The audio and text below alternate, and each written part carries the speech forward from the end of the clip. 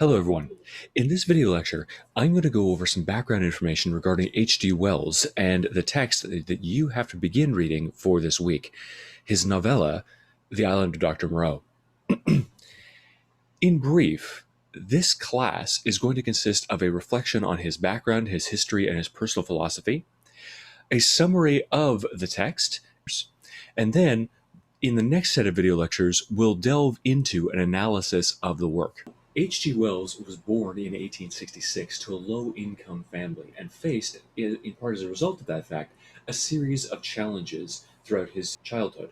One of the most significant events of his young life was that in 1874, he suffered a broken leg that left him largely confined to his bed. While he was there, he spent much of his time reading books, consuming texts that had been brought to him by his father. These books stimulated in him, they provoked in him, a desire to write and to explore the imaginative fantasy worlds that he encountered. By 1887, he had moved into a manor house alongside his mother. Inside this house, there was a resplendent and extensive library into which he became immersed. And he supplemented his understanding or his familiarity with more contemporary texts with an appreciation of classic works of philosophy and of political theory, such as Plato's Republic and Thomas More's Utopia. Wells' exploration of literature, politics, and philosophy at this young age would then help to shape the author that he became.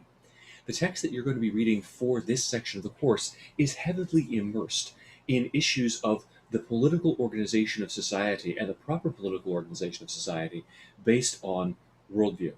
So, how do we structure our societies based on the fact that to Wells, who was a strident atheist, we are nothing more than highly evolved animals?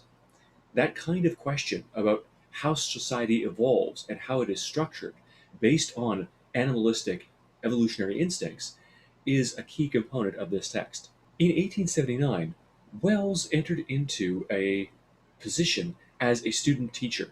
So he took on the role of instructing younger students. And through his work and through his education, he won a scholarship to what would become the Royal College of Science in Kensington. There, he studied biology under the famed Thomas Henry Huxley, who is widely known, or was widely known at that time, as Darwin's bulldog. Huxley engaged in numerous debates with opponents of Darwin's theory of evolution. Wells' understanding of the world, his appreciation of the scientific understanding of the world that he attempted to articulate as within his works, was very much shaped by his time spent under Huxley. And we'll see how those evolutionary biological underpinnings and his familiarity with biology comes through in this text as we continue to read it. Wells himself was, by philosophy and inclination, a strident atheist and materialist. Now, an atheist is someone who believes that there is no God, and a materialist is someone who believes that there is nothing in this universe but matter. So everything in this universe consists of matter. There is no spirit, there is no sort of ephemeral force of any kind. Human beings think because we have these few pounds of fleshly matter inside of our brains. The brain and the mind are indistinguishable, or the brain and the electrochemical processes therein are responsible for producing the mind. There is no objective reality to certain things like the categorization systems that we use. They don't exist outside of ourselves. They are merely things that we impose upon the world. Now, Wells himself is considered to be one of the great fathers of classic science fiction who helped to popularize and develop the genre. After graduating with a Bachelor's of Science degree in zoology in 1890, he then began to find work as a teacher. Several years after this, during which he was producing short pieces, analytical works, nonfiction texts, and short stories, he eventually published his first novel, The Time Machine, in 1895, which led him down one of the most successful literary careers in the field of science fiction that we have ever seen. Now, shortly thereafter, Wells published his 1896 novella, The Island of Dr. Moreau. In the first 9 chapters of this text, we meet with Prendick. Prendick is a gentleman from England who is traveling aboard the Lady Vane. Well on his journey, the Lady Vane collides with a derelict. and he and two other survivors escape on a lifeboat or on a dinghy. These two men, eventually driven to madness and desperation, turn on each other. The narrator, Prendrick, says that they grappled with each other and then fell overboard, fell off the dinghy, and drowned. Eventually, at the verge of death, in the throes of starvation and desperation, Prendrick is found by a passing ship. That ship is carrying a man named Montgomery, who is transporting a series of animals to the island of Dr. Moreau, or what we will come to know is the island of Dr. Moreau, on the orders of his employer, the titular character, Dr. Moreau. Montgomery saves Prendrick, brings him on board the ship, and then nurses him back to health. He is then taken to the island of Dr. Moreau. While on the ship, as he is recovering, Prendrick encounters the strange black servant of Montgomery, who has a bizarre, almost fire or red flame to his eyes and a sloping brow. There's something bizarre and slightly inhuman about this person that he keeps encountering. It is slavishly devoted to Montgomery. Dr. Moreau himself was driven from England under mysterious circumstances. Now, the narrator, Prendrick, eventually recalls that Dr. Moreau was a famed vivisectionist, and we'll talk about what vivisection is in just a moment. But the experiments that he carried out and the techniques that he used in his research were so abhorrent when the public was made aware of them that he was forced to flee the country in shame as an outcast. Eventually, Prendrick reaches the island of Dr. Moreau, and after nearly being set adrift again because Dr. Moreau refused to allow him onto the island for reasons that are unknown, he enters onto the island. He is granted access. Dr. Moreau will not allow him to perish on the seas. He's brought back to the island, where he continues his convalescence and recovery.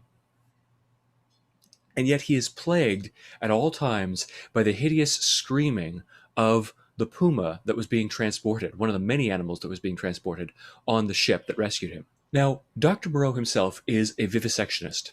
We learn what this is in the context of the novel, but just as a review, vivisection is essentially the dissection of living animals, where we would cut open an animal, splay open its interior workings in order to examine them.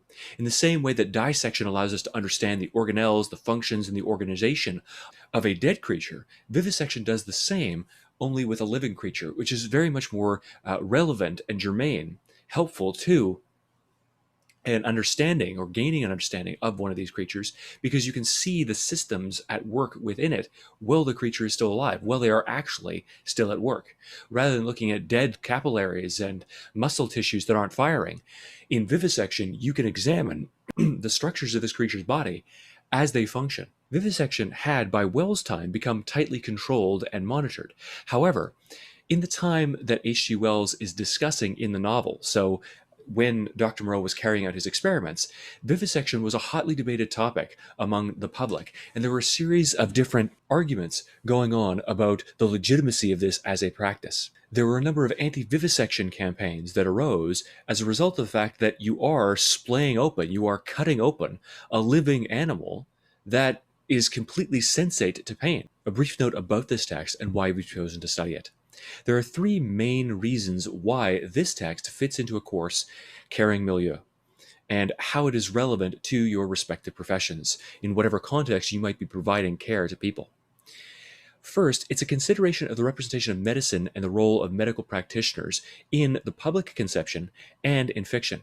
It behooves us to analyze how the public perceives medical practitioners and the techniques that they use. Second, it also allows us to interrogate the moral and ethical issues surrounding treatment methodologies and research techniques in a historical context. Ultimately, when you're providing care to a patient, the strategies, techniques, and even the very medicines that you're using are going to derive from a process of research and development.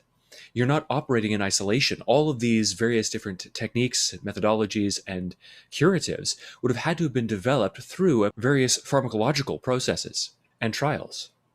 So, looking at this text allows us to consider in a particular historical moment how these processes transpire and what the overarching ethical obligations of either practitioners or research scientists actually are and why.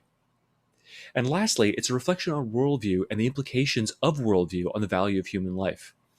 Given that caring milieu is predicated on the value of caring, as if human beings have value in themselves, and thus are worthy of a certain degree of respect and care and consideration, every one of your professions is predicated, it is based upon a certain worldview that privileges and values human beings, and it attempts, in the end, to minimize or mitigate their suffering in many ways, or maximize their flourishing, whatever that entails. But those are nebulous terms. And every one of those statements, every one of those considerations is ultimately based on a worldview.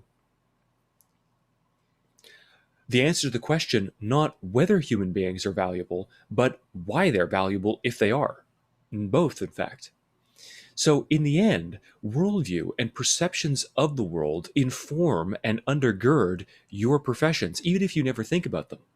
Why are human beings valuable? Why should we care for them? Or even should we care for them at all? These are not asked of you. You don't consider them in your job. You take the answers to them for granted. And yet, those answers are still at the heart of what you're doing. Part of the reason we're studying this text is to interrogate those questions, to pose those questions directly, and then to interrogate the answers that are provided and that are not provided, that fail to be provided, the answers that can't, or the questions that can't be answered in the context of this work. In the next video lecture, we're going to take a look at the text itself and begin to break it down and analyze it together.